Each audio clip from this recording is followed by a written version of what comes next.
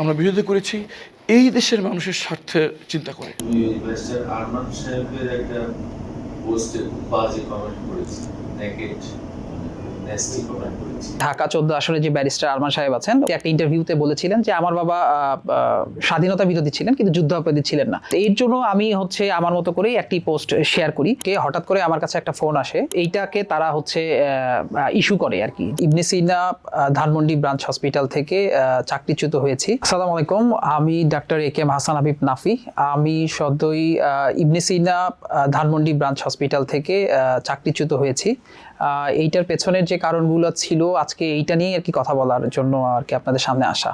তো বেসিক্যালি ইস্যুটা ছিল গত কালকে হঠাৎ করে আমার কাছে একটা ফোন আসে আমার হসপিটাল থেকে, এরকম যে আপনি কোথায় আছেন, আপনি একটু আমাদের সাথে দেখা করেন। তো আমি বলছি ভাই আমার তো আজকে ডিউটি নাই, আমার 11 তারিখে আজকে ডিউটি ছিল আমার অফিসিয়ালি। তো সেই জায়গা থেকে আমি বলছি যে আমি তো একটু বাইরে আছি, আমি লেট হবে যদি দেখা করতে পারি। তো ওনার বলছে আচ্ছা ঠিক আছে আসেন, সমস্যা নেই। তো আমি 2টার দিকে 2:15 দিকে আর কি হসপিটালে যাই।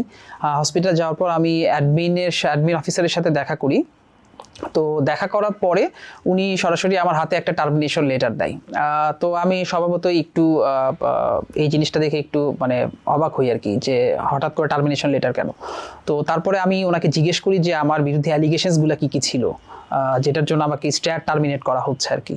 তো উনি সেই জায়গা থেকে বলে যে বারবার জিজ্ঞেস করার পরেও উনি ওইভাবে বলতে পারে না। তো তারপর উনি বলে যে এটা আপনি একটু ডিরেক্টর মেডিকেল সার্ভিস স্যারের সাথে দেখা করেন, উনি হয়তো আপনাকে বলতে পারবে। তো এরপরে আমি ডিরেক্টর মেডিকেল সার্ভিস স্যারের রুমে যাই। তো গিয়ে স্যারকে আমি জিজ্ঞেস করি যে স্যার আমাকে স্ট্যাট টার্মিনেশনের একটা লেটার দেওয়া হয়েছে, তো আমার বিরুদ্ধে স্যার এলিগেশনসগুলো কি।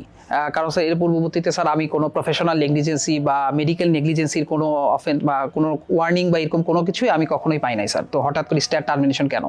তো উনি প্রথমে এটা বলতে চাচ্ছিলেন না, তারপর অনেকবার জিজ্ঞেস করার পর উনি আমাকে বললেন যে উনি এরকম একটা জিনিস শুনছেন যে ঢাকা 14 আসনে যে ব্যারিস্টার আরমান সাহেব আছেন, উনি সম্প্রতি চ্যানেল আইতে একটি সাক্ষাৎকার দিয়েছিলেন মুক্তিযুদ্ধ বিষয়ক একটি কন্ট্রোভার্সিয়াল একটা জিনিস নিয়ে। তো সেই জায়গাতে আমি ওই একটা পোস্ট শেয়ার করি, এইটাকে তারা ইস্যু করে আর কি। স্যার আমি নাফি এসডিওতে স্যার।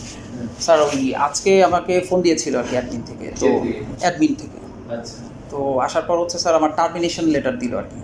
তো স্যার ওনারা বলতো, আমি রিজন জিজ্ঞেস করছিলাম আর কি কেন। তো ওনারা বলতো স্যার আপনার সাথে কথা বলার জন্য। ওই ইয়ে থেকে নিয়ে যাও তো এটা। স্যার রিজনটা কি এইটার জানার জন্য আমি জিজ্ঞেস করছিলাম, তখন বললো আপনার সাথে কথা বলতে। কাছ থেকে চিঠি আসছে এটা হেডকোয়ার্টারের স্যার মেডিকেল কোনো নেগলিজেন্সি বা অন্য কোনো ইস্যু, এটা জানতে চাচ্ছিলাম। এত না, হেডকোয়ার্টারের একটা টার্ম মনে করি যে আমার সাথে হেডকোয়ার্টারের বা তোমার সাথে হেডকোয়ার্টারের বা যে কেউ সাথে আমি একটু জেনেছিলাম যে জি স্যার সম্ভবত ব্যারিস্টার আরমান সাহেবের একটা পোস্টে বাজে কমেন্ট করেছে, নেগেট নেস্টি কমেন্ট করেছে। স্যার আমি with due respect to him, 10টা বছর 9টা বছর ওনাকে গুম করে টর্চার করে, এটা তার একটা কমেন্টে তিনি নেস্টি কমেন্ট করেছিলেন, যেটা পড়লে এই বাংলাদেশে 18 কোটি মানুষের কেউই ভালোভাবে নেয়। স্যার আমি কিছু বলতে পারবো স্যার? স্যার ইস্যুটা আমি জানি না আপনাদের কাছে কি মেসেজটা আসছে। জিনিসটা স্যার ওইখানে আমি কোনো কমেন্ট করি না ওনাদের, উনি একটা স্টেটমেন্ট দিছিলেন, ওইটা আমি শেয়ার করছি আর কি। এইটা আমি আমার মতো করে লিখছি আর কি, যে একটা সিনেমার ইয়ার মতো করে লিখছি। তো ইস্যুটা স্যার এইটা এইটা কি রিজন স্যার? যদি আমিও এটা তোমাকে আমার বলার কথা না স্যার আপনার স্যার আমি আন্ডারে চাকরি করছি স্যার, আপনি আমাকে অনেক কিছু বলতে পারেন স্যার, এটা কিছু না স্যার। আন্ডারে না, তুমি আর আমি একসাথে না স্যার, অবভিয়াসলি স্যার আপনি আমার সুপিরিয়র, আপনি তো আমার অবভিয়াসলি সুপিরিয়র স্যার। জি স্যার স্যার জিনিসটা তো না স্যার, আমি স্যার আপনাকে অন্য কোনো কিছু বলছিলাম না, নর্মালি স্যার ইয়ে করতেছি স্যার, যে আমি এই পোস্টটা কেন শেয়ার দিছি, এইটাই উনি আমাকে বলছে যে উনি এরকম শুনছে। তো আমার আমি স্যারকে তখন বলছি যে স্যার আমি আজকে থেকেই এই জিনিসটা ফ্রিডম অফ স্পিচের জায়গাতে আজকে থেকে আমি জাস্ট ফ্যাসিজম বিরোধী সময়েও আমি স্যার এই জিনিসগুলো নিয়ে কথা বলছি সব সময়, যেখানে কন্ট্রোভার্সিয়াল ইস্যুগুলো আছে বা দেশের অসঙ্গতি, এগুলো নিয়ে আমি অনেকবারই কথা বলছি। তো আমি কখনোই স্যার এই 17 বছরেও বা এই লাস্ট 17 ইয়ার্সের রেজিমেও আমি কখনোই স্যার এরকম কোনো অফেন্ডের সিচুয়েশন বা কোনো খারাপ সিচুয়েশন ফেস করি নাই। কিন্তু আজকে 5 তারিখের পর যখন স্যার এরকম ইস্যু হচ্ছে, তো এটা তো স্যার আমাদের ফ্রিডম অফ স্পিচের বা ব্ল্যাক লগুলো আবার এগেইন আমাদের বাংলাদেশে এস্টাবলিশড হওয়ার মতো একটা পরিস্থিতি দাঁড়ায় যাচ্ছে। তো সেই জায়গা থেকে স্যার বলে যে হ্যাঁ এইটা হচ্ছে তোমাদের ওই ডিজিটাল সিকিউরিটি একটা তোমার জন্য মামলা হওয়ার মতো একটা কাজ, এইটা হয়তো বা ট্রাস্ট চিন্তা ভাবনা করছে। তো তখন আমি আমাদের অ্যাক্টিং চেয়ারম্যান জনাব তারেক রহমানের কথা বলি যে আমাদের অ্যাক্টিং চেয়ারম্যান জনাব তারেক রহমানকেও 5 তারিখের পর বিভিন্নভাবে বিভিন্ন খারাপ বা উল্টাপাল্টা ন্যারেটিভ বা বিভিন্ন স্লোগান দেওয়া হয়েছে তার বিরুদ্ধে। সেখান থেকে সেই সমালোচনাগুলোও কিন্তু তিনি খুবই স্বাভাবিকভাবেই নিয়েছে।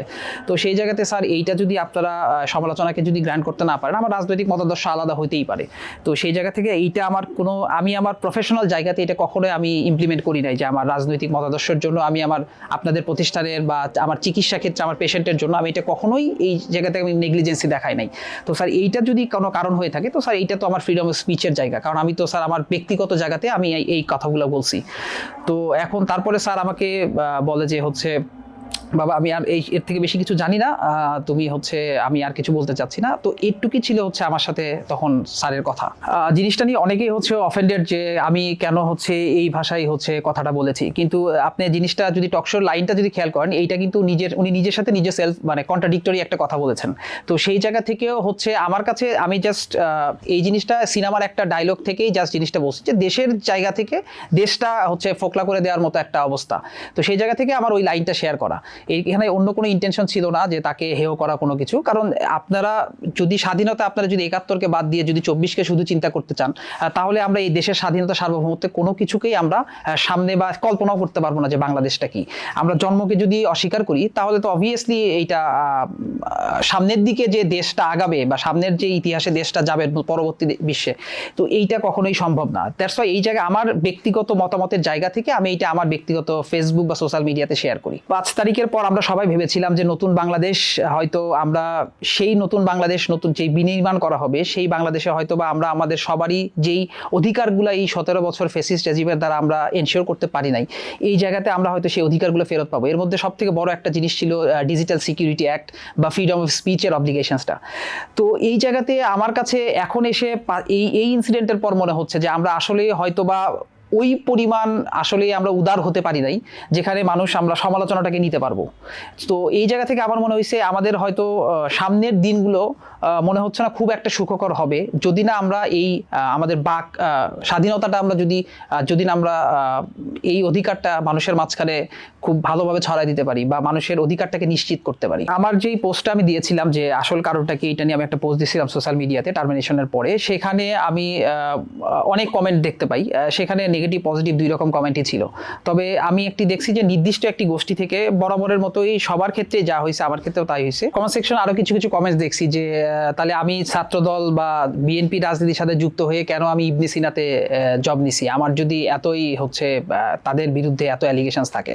একটা জিনিস আমি পরিষ্কার করে বলতে চাই যে আমাদের মেডিকেল সেকশনে বা মেডিকেল পার্সোনালদের যে জবগুলোর জায়গা, এখানে আপনি নিজের যোগ্যতার ভিত্তিতে আপনাকে চাকরি করতে হবে। আপনাকে কেউ গিয়ে চাকরি দিবে আর আপনি সেখানে গিয়ে চাকরি করতে পারবেন এবং ঢাকার মতো একটা এত বড় একটা কর্পোরেট জায়গাতে এটা কখনোই ওইভাবে পসিবল না। সো এইখানে আপনি রাজনৈতিক মতাদর্শের বাহিরে থেকেই 5 তারিখ আমি 5ই আগস্টের অনেক আগেই ইবনে সিনাতে জয়েন করছি।